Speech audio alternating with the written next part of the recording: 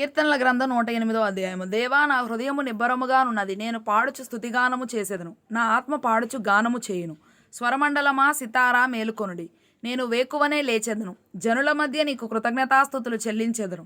ప్రజలలో నిన్ను కీర్తించెదను. యెహోవా, నీ కృప ఆకాశము కంటే ఎత్తైనది, నీ సత్యము మేఘములంత ఎత్తుగానున్నది. దేవా, ఆకాశము కంటే అత్యున్నతుడవుగా నిన్ను కనుపరచుకొనుము. నీ ప్రభావము సర్వభూమి మీద కనబడనిమ్ము.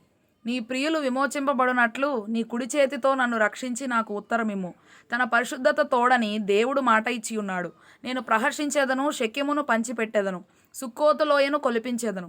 గిలాదు నాది, మనష్షే నాది. ఎఫ్రాయిము నాకు శిరస్త్రాణము, యూదా నా రాజదండము. మోయాబు నేను కాళ్ళు కడుగుకొను పళ్ళెము.